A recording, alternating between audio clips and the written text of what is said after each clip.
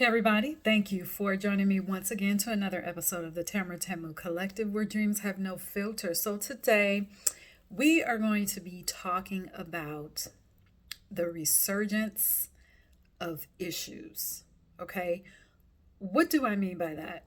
So, issues, just that word in itself, it can mean a lot of things to many different people.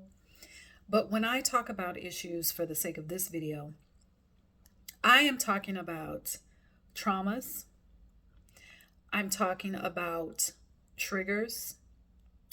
I am talking about things that have been challenging for us in the past. Things, experiences that have occurred in our lives that have brought us pain, that have hurt us, that we have navigated through, that we have maybe somewhat healed from, still working on it, but still have been able to navigate life through those issues. Okay, so the reason why I'm bringing this up is because many times you get to a point where you say, yes, this thing occurred in my life. It didn't feel good.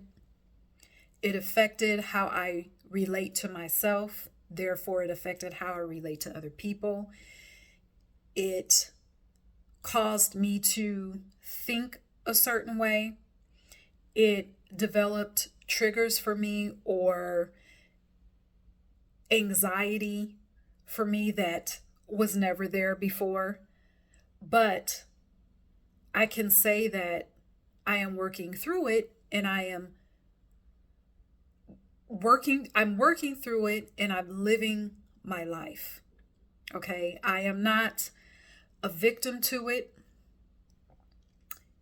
but I recognize that it's there, but it's not keeping me from elevating in my life. It's not keeping me from upgrading my life. It's not keeping me from being inspired in my life and moving toward my vision that I have for my life.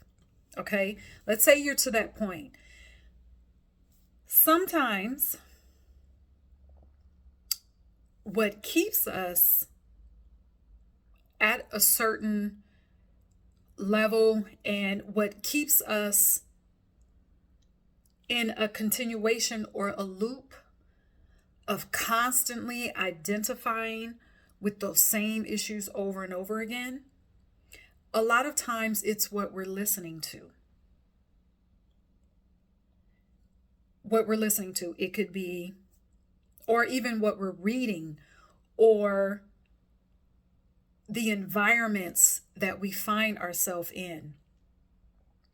And what's tricky about that is, on the surface, what we're listening to, the environments that we're in, and what we're reading, on the surface, they are good. They were created or designed with the intention to be helpful, with the intention to attract the people that content was going to help. But if you have made a decision, when you have made a decision not to make something a part of your identity, it is detrimental to keep re-listening to and rereading and it's almost like you're opening up. You continue to open up a wound over and over and over again. It is not helpful to keep going back to those certain things, because what I mentioned, the loop, it keeps you in a loop of identifying with something that you don't need and don't have to identify with anymore. And so I'm going to say a few things to that. So what that does is, when you keep revisiting the same information that is targeting whatever, trauma or whatever issue that you had to either talk out with a therapist or deal with, mentally, emotionally, all of that, it can open up the idea that it can cause you to second guess yourself. It can cause you to say, well, maybe I do need to listen to this again, because maybe I don't think I'm further along or past this like I feel like I am. It can cause you to second guess your progress. Now, I'm not saying that tools, listening to, podcast or going to therapy. First of all, I'm an advocate for therapy, so I'll never tell someone to not go to therapy. Also, I'm not saying that reading books on certain hurts and traumas is not helpful. Yes, those can be tools to a certain point.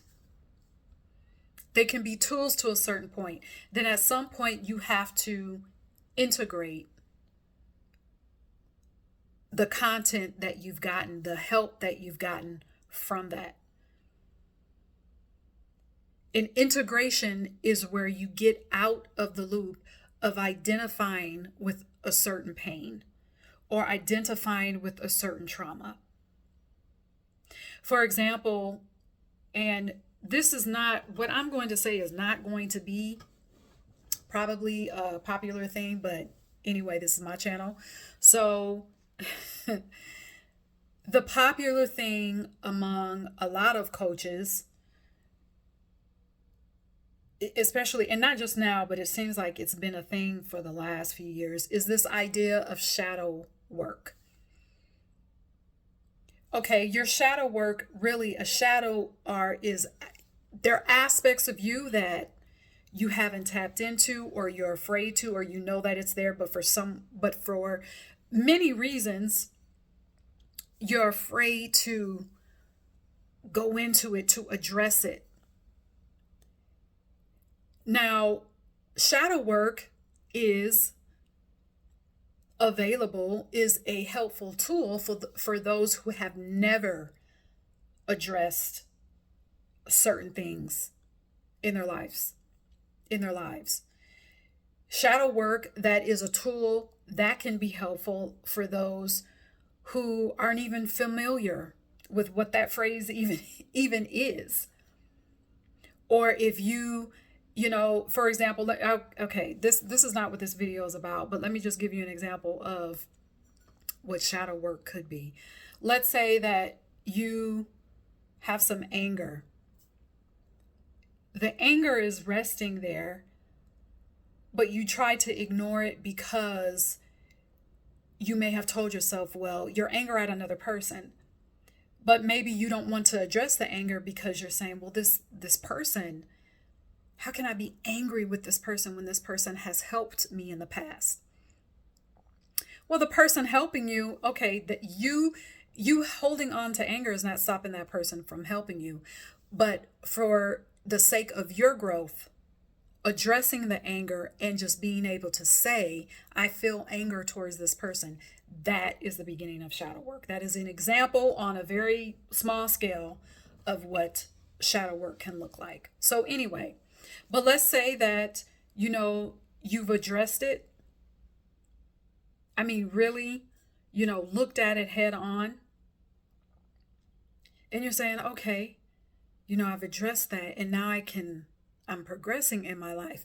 Maybe you still hold on, or I won't even say it that way. Maybe you are still recognizing that there's some, residue of anger. Well, does that mean that you need to keep hearing about shadow work surrounding anger?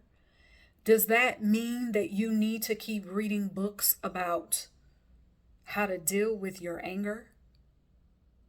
No, it doesn't. Just because that residue, any residue is still there, doesn't mean that you need to put yourself back in a loop.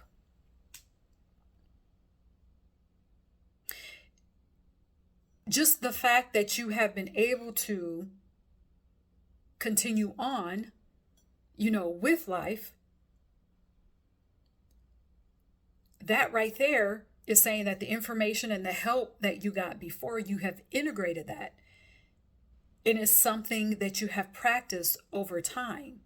But it does not, just because the residue is there, does not mean that you need to continue doing a deep dive into that shadow. I'll use another example. Let's use money. And I always like to use money because that's something that we can identify with. Something, let's say, for example, that you've experienced lack in money and you've addressed why that is.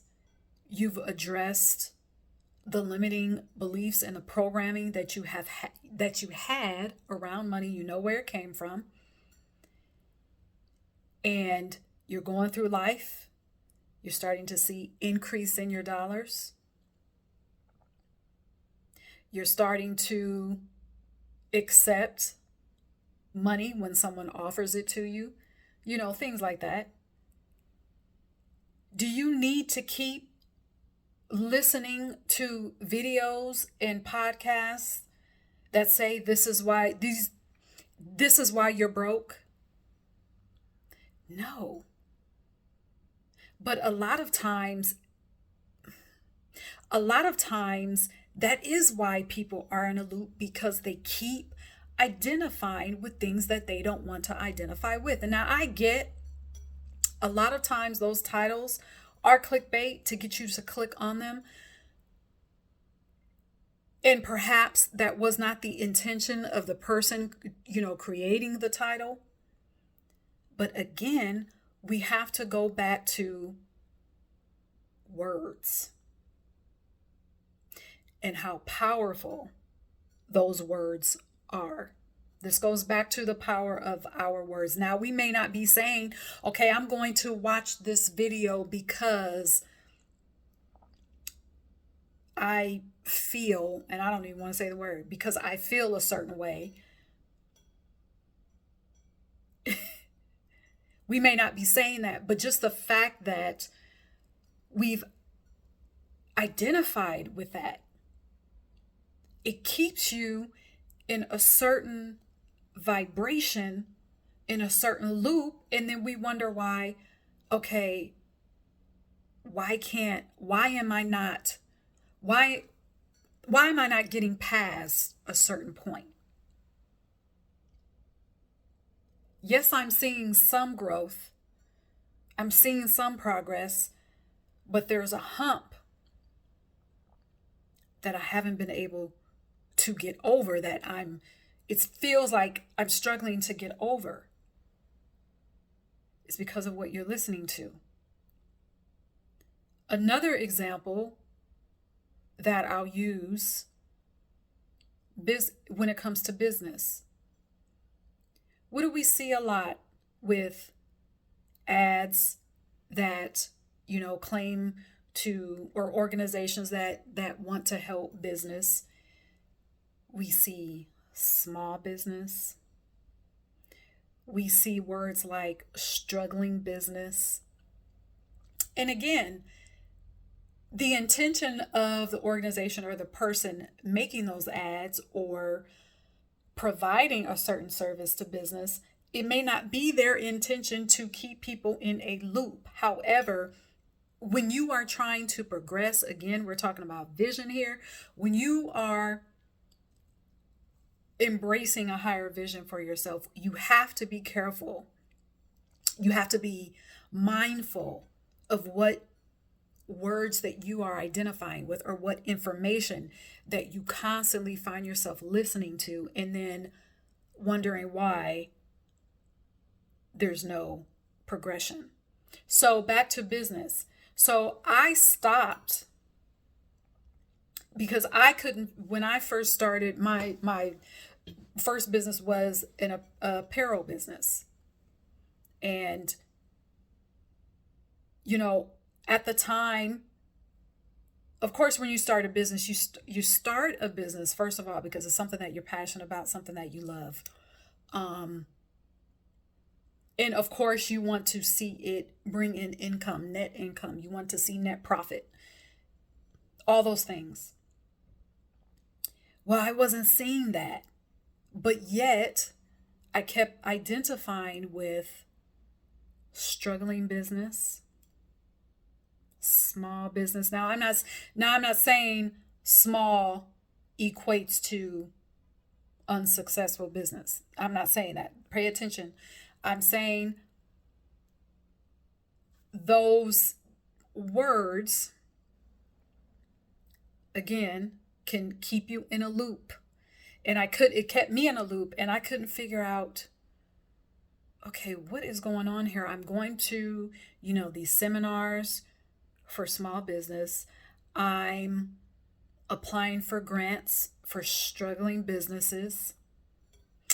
I'm doing all these things until it dawned on me, this is how I'm identifying. Even though, again, the people offering those services, maybe that was not their intention. Their intention was to help. It was keeping me in that lack mindset, in that struggling vibe, in that small business vibe, because I didn't want to stay a small business. Small business is good, but that's not what's on my vision. Okay. So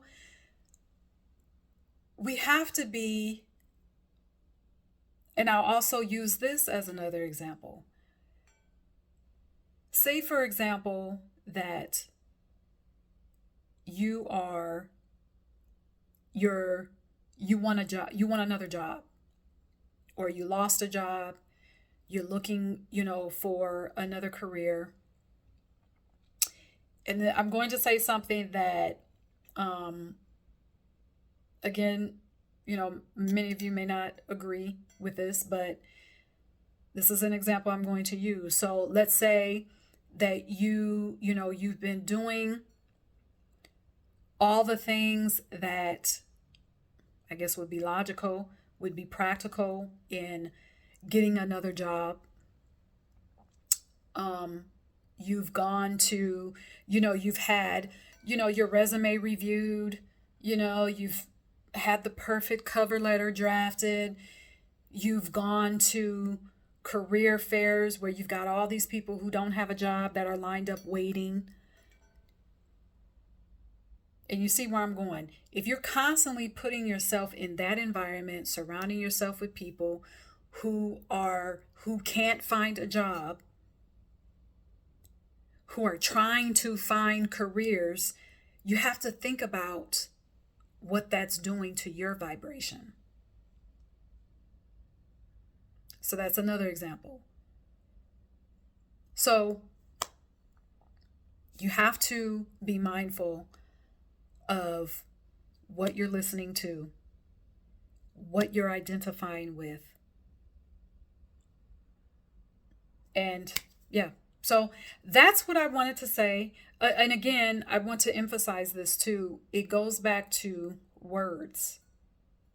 I did a series. If you haven't gone through that series, I encourage you to go back through that series. I think it was 5 or 6 parts, 5 or 6 very short bite-sized videos that talk about the power of our words. That ties into what I'm talking about in this video.